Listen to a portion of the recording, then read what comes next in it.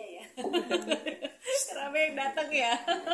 Ya udah nggak apa-apa, mungkin hari ini aku juga mau memberitahukan kabar bahagia, ada kabar melegakan untuk saya di proses hukum saya yang sudah lama bergulir ya, sejak tahun 2021 ya Mas ya.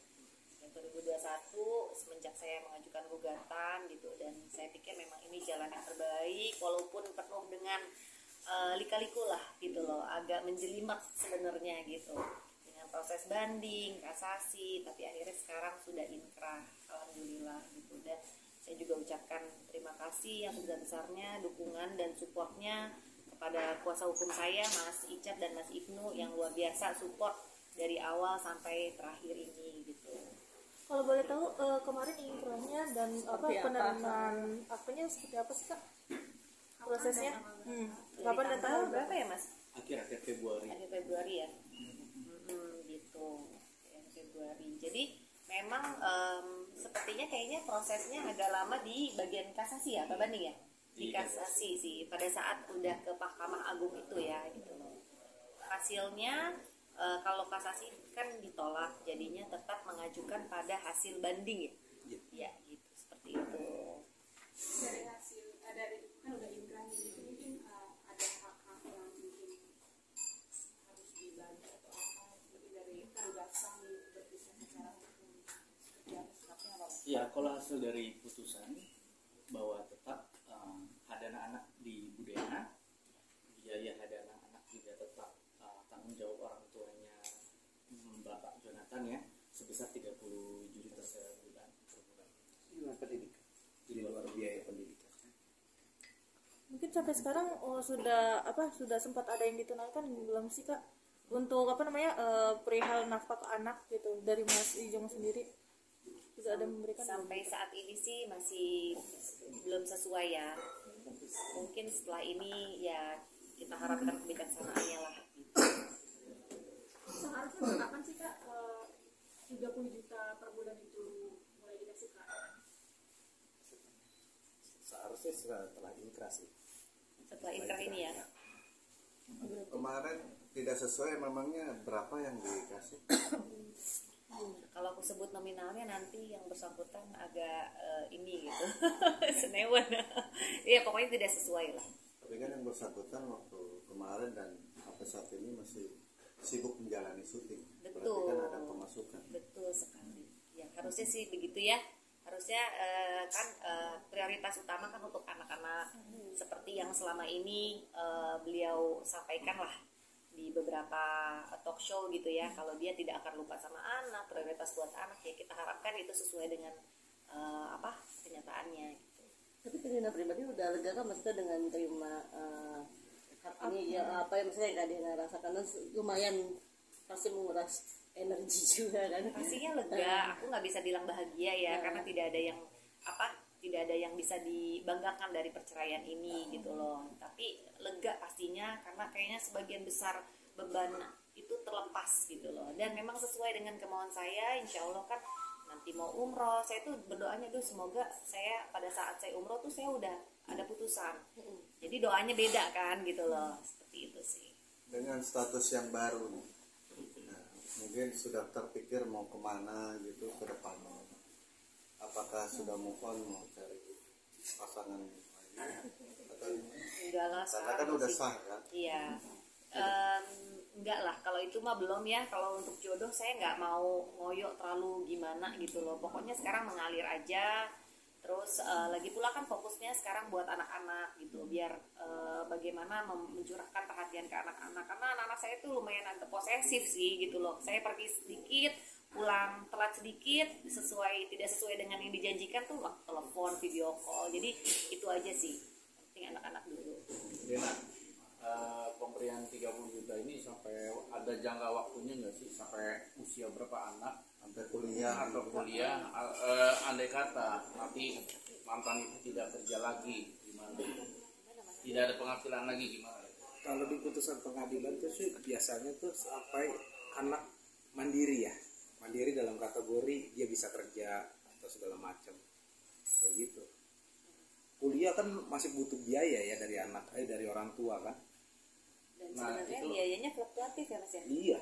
Nah, andai kata mantan itu Tidak sudah di- tidak kerja lagi, sudah nganggur gimana? Tidak ada penghasilan lagi. Itu tidak Kita dikabulkan nggak pernah ngedoain andai kata mantan Nggak, itu iya. nggak, kita selalu doain tidak pekerjaan bagus, dia tetap sayang sama anak-anak, bisa ngerawat anak-anak, bisa nafkahin. Itu sih nggak pernah mau berandai-andai yang seperti seburuk itu. Mama, ini kan mama yang paling sebagai orang tua awalnya paling terpukul ya, artinya dengan keadaan rumah tangga dari Mbak Dena ini. Melihatnya seperti apa sekarang dengan memiliki status yang sudah ringan lah bahasanya gitu, dari perjalanan hidup seorang Mbak Dena. Prosesnya itu ya mungkin bagi kami keluarga itu bukan 1,5 tahun ini sudah berjalan hampir 3 tahun barangkali ke belakangnya, dari mulai terjadi permasalahannya itu. Tapi kita sudah mencoba ya, ini kalau mau mempertahankan rumah tangga ya harus segera ada solusinya, diperbaiki kayak gimana. Tapi dalam berjalannya waktu tidak ada solusi untuk itu ya. Akhirnya di luarannya gembar-gembor harus cerai, harus apa segala macam. Ya udah, jalan terakhir kita karena dari pihak mantan suaminya itu ya tidak ada keinginan untuk mempertahankan rumah tangga ya, jadi akhirnya udah ajukan aja kita gugat cerai. Kita pernah nanya ke keluarganya yang mau ngajuin gugat cerai siapa, kita pernah ada pertemuan gitu kan ya, yang mau ngajuin gugat cerai nggak apa-apa, katanya Dena aja yang ajukan gugat cerai. Jadi pernah dalam satu pertemuan itu kita tahu siapa yang mengajukan gugat cerai. Akhirnya kita yang ajukan gugat cerai waktu itu. Nah setelah itu berjalan lama, setelah keputusan itu ada banding ya kan, ada terus kemudian sampai ke kasasi kayak gimana. Kita ikuti terus, kita dampingi. Saya sebagai orang tua, ini anak mau apapun juga dia misalnya menurut pendapat dari pihak lain ya kan, ini akan saya bela terus. Kami keluarga semuanya mendukung dia, setiap sidang, setiap apa kami semua hadir. Ditambah kebetulan ini mendapatkan tim kuasa hukum yang anak-anak muda ya kan, solid, kemudian jawabannya, cara mengajukan untuk bandingnya apa itu sangat bagus sekali. Dan mereka selalu kalau dapat ini dibacakan dulu ke kita, dilihat dulu sama kita, solusi sama kita. Saya selalu berkonsultasi dengan kuasa hukum dan semuanya. Ternyata ini sekali bagus. Jadi kita mendapatkan ini. Nah kalau memang dia mau banding, itu kan haknya dia ya, terpaksa kita ikuti lah banding ke MA.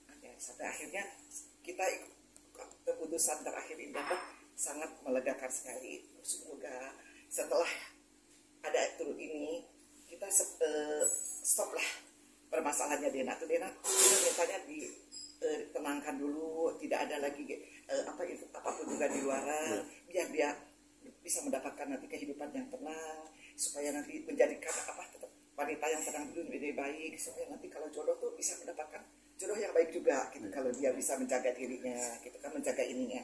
Nah kemudian kami yang selama ini fokusnya itu terutama ke anak-anak ya.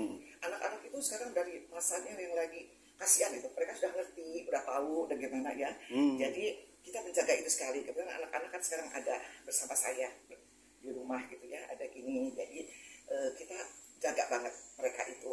Nah Dena jangan dulu ada perubahan apa-apa. Kalau misalnya ditanya udah move on gitu, sebetulnya sejak kita ajukan gugatan cerai pun juga kita sudah siap kan, sudah move on. Nah bahwa dia itu harus tapi saya tidak mengizinkan itu, malahan jagalah anak-anak dulu ya kan, sampai statusnya selesai beres gitu.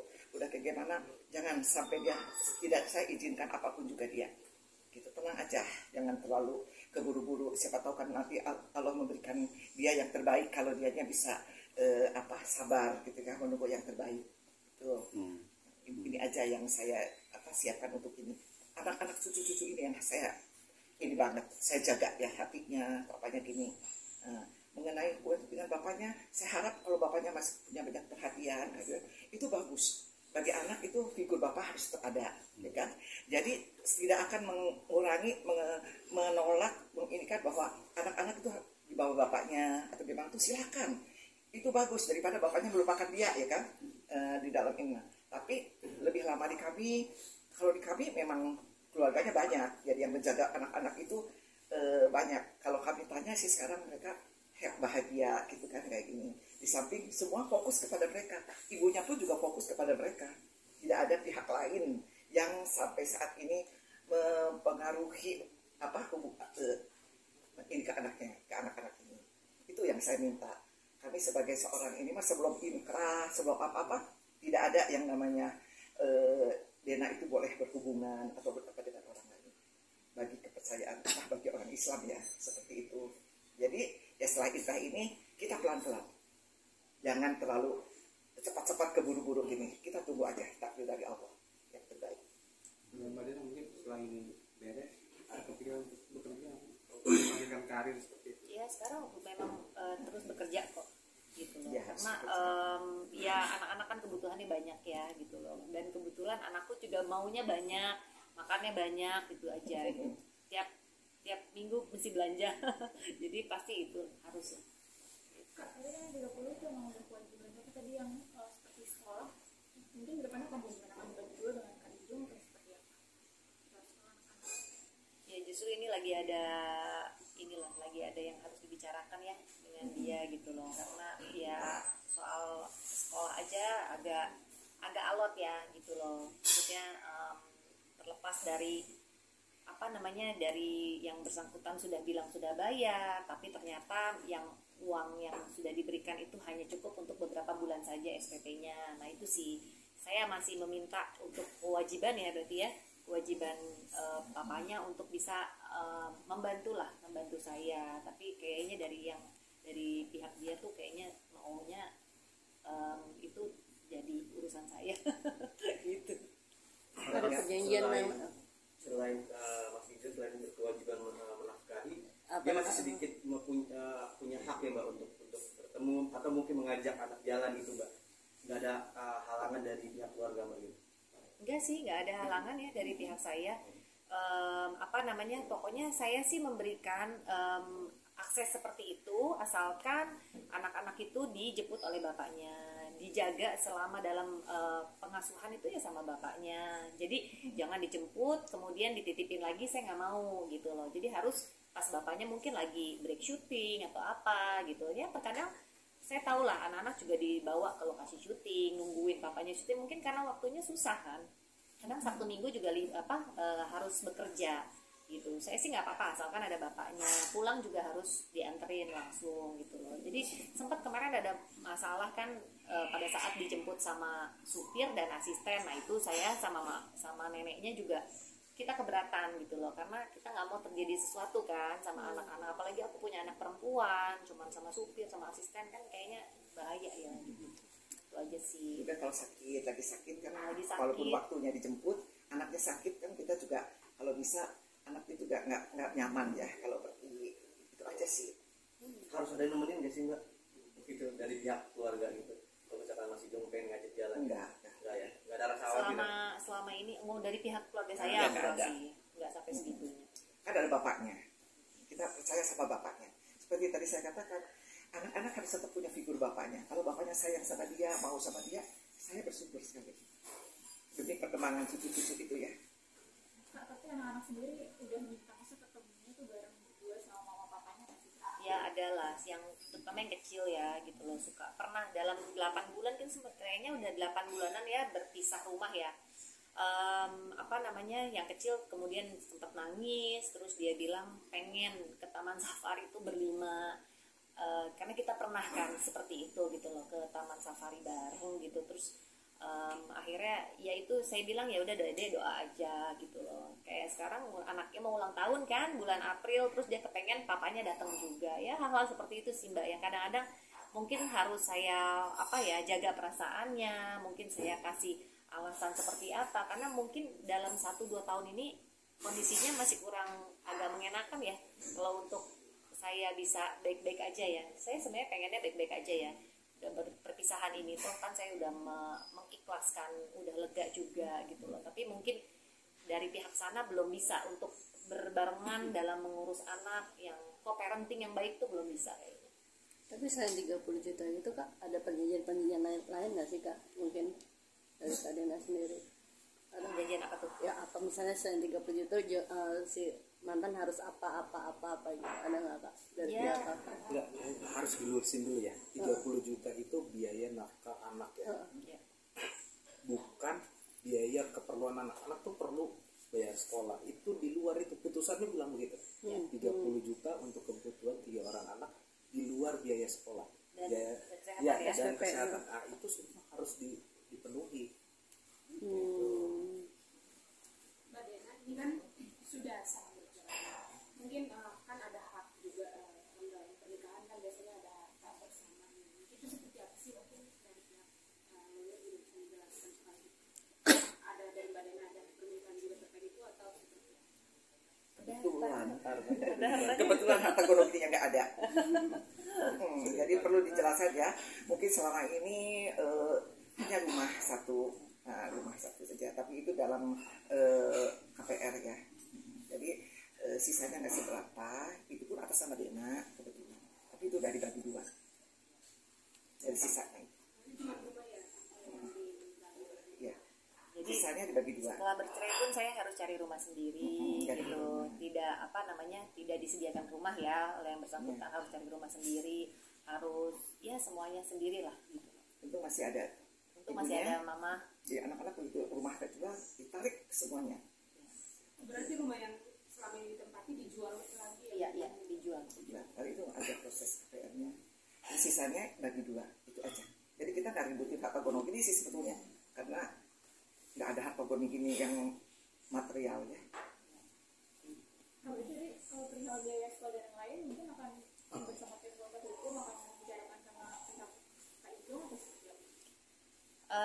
Ya ini dia. Jadi saya juga udah komunikasi sama tim kuasa hukum saya dari pihak dia kan ada melaporkan ya ke LPAI gitu. Kemudian udah sempet lah dari bulan lalu saya bilang ya oke, saya akan datang tapi pada saat saya sudah beres urusan soal ini gitu kan. Kemudian juga diundang dalam minggu depan ini untuk proses mediasi bersama papanya gitu. Jadi saya bilang saya mau datang tapi saya mau dia juga ada gitu loh ya. Seperti itulah Mbak, membahas soal biaya anak, membahas juga mengenai akses ya gitu loh. Karena menurut dia saya kesulitan memberikan akses. Jadi saya bilang saya tidak pernah kan selama ini tiap bulan pasti selalu pergi sama papanya. Jadi di mana saya menutup akses tuh di mana? Sedangkan saya aja punya 3 nomor, tapi 3-3-nya itu akses WhatsApp-nya diblok. Jadi anak-anak juga agak kesulitan kan untuk hubungin papanya. Kita harus hubungin melalui tantenya, harus lewat sahabatnya, baru yang dia telepon ke saya gitu. Seperti itu sih. Gitu. Mbak, dengan status sekarang yang sudah berubah, sudah siap Mbak untuk membangun, mendidik anak sendiri Mbak? Jadi Sudah sejak ke awal. Ya mau nggak mau ya, Sudah tidak ada sejak pilihan awal. lain kan ya gitu loh. Jadi saya selalu bilang ke anak saya, mama nggak akan pernah ninggalin kalian gitu loh. Maksudnya saya tahu ini hal yang berat buat mereka. Kita sempet ya nangis berempat gitu malam-malam karena mungkin anaknya lagi kangen dengan kondisi kita berlima gitu loh. Nggak ngerti kenapa mama papa tuh mesti nggak baik-baik aja, bilangnya gitu ya, bukan berantem gitu. Ya saya bilang ya ini harus terjadi, tapi ya mama sama papa tidak akan pernah dalam satu rumah lagi. Tapi mungkin nanti kalau pergi berbarengan ya doa aja, mungkin itu akan terjadi. Nggak gampang sih buat saya sih, saya udah bisa melalui ya. Buat anaknya sih yang terutama yang kecil. terakhir jalan-jalan sama anak kapan? Berlima atau Berlima. ya. Udah agak lama ya, tahun berarti 2021 lah ya, sebelum Gacang Cafe. iya. Jadi berarti kalian pribadi mau ya maksudnya jalan berlima gitu. Tambah maksudnya ya sebagai Ya, buat sahabat, anak sebagai pasti. teman. Ya, buat anak pasti karena perasaan nyaman anak itu kan yang harus kita jaga. Kita sudah selesai hubungannya, tapi kan tidak ada nih namanya bekas anak, bekas bapak, kan nggak ada kan. Mungkin suatu saat setelah beredar, sudah adaptasi semuanya, bisa begitu demi anak-anak. Maaf, dengan adanya kasus Kadena ini mungkin jadinya seperti apa sih mah karakter pasangan yang nantinya direstui oleh mama dan keluarga untuk Kadena suatu saat nanti? sekarang ini yang terbaik ya, yang bisa menerima dia apa adanya, terutama ya kan, itu aja, dengan yang Seiman. yang tentunya yang seiman lah, karena perbedaan itu ternyata agak repot juga untuk anak-anak, begitu sedikit ya ada ini. Jadi ya itu aja nantinya. Udah itu aja. Harus detail loh katanya kalau doa. Mungkin dari kalangan artis lagi mah atau gimana? Enggak lah ya. Ya kita bagaimana Allah nanti menentukan aja. Kita nggak terlalu ini sekali ya menentukan ini. Makanya sekarang harus menjaga dia, harus menjadi wanita yang baik supaya mendapatkan suami yang baik. Itu aja. Apakah nanti mama sendiri yang akan mencarikan? Khawatir Ya, kejadian sampai menjaga dua kali kali. sekarang, menjaga terus. Pasti di Menjaganya itu lebih ketat sekarang Filter. malahan. Dan dia juga karena dia mempunyai sekarang statusnya seperti single kayak begini, itu attitude harus lebih dijaga, harus dijaga. Jadi dia agak repot, kayak lebih seperti waktu dulu gadis, lebih parah lagi nih mama menjaganya. lebih posesif. Lebih posesif karena menjaga image-nya itu harus dijaga banget gitu ya, jangan sampai ini. Karena itulah saya ingin dia dapat suami yang baik. Kalau dia tidak jadi wanita yang baik, tidak akan dapat suami yang baik. Mama kan 24 jam bersama cucu ya. Ya. Artinya memberi pengertian sama mereka seperti apa? Kalau Kak Dena mungkin dari awal juga sudah Ya. ada pendekatan. Ya. Nah, dari mama sendiri ke anak-anak, ke cucu gimana? Setiap saat itu diberikan ini bahwa anak-anak itu sekarang mama sama papanya berpisah karena sudah berbeda rumah. Tapi kalian tidak akan tetap papanya adalah tetap sama, tetap papanya, mamanya juga. Cuman yang beda, papanya kamu itu udah gak mencintai mama kamu lagi, ya kan? Jadi dia jadi terpaksa sudah mencintai yang lain. Jadi terpaksa dia harus berpisah anak-anaknya. Benar kan? Jadi dia terpaksa meninggalkan mamahnya. Ya Emma, jadi keluarga Fizi jadi hancur ya Emma ya. Iya, tapi kalian harus tetap ini. Nah sekarang misalnya ada informasi, kita ajarin dia di dalam ini kan sekarang secara negara dia itu statusnya kan Islam semuanya. Tapi kalau bapaknya sekarang sudah misalnya ada diajak dia ke gereja, nah kita biarin. Saya bilang ke ini, nggak apa-apa. Kamu belajar asal dapat ilmu yang pelajaran baik, semuanya segala macam, silahkan ambil. Di rumah kita ajari sesuai dengan keyakinan kita. Tapi dia nanti akan menentukan, memilih siapa yang akan menjadi idol panutan dia. Kalau ibunya lebih baik, ya menjalankan ibadahnya baik segala macam, pasti anak-anak akan ikut ibunya. Begitu juga kalau bapaknya nanti bisa menjadi panutan, gimana? Mungkin bisa ikut bapaknya. Silakan kalau sudah nanti menjelang dewasa.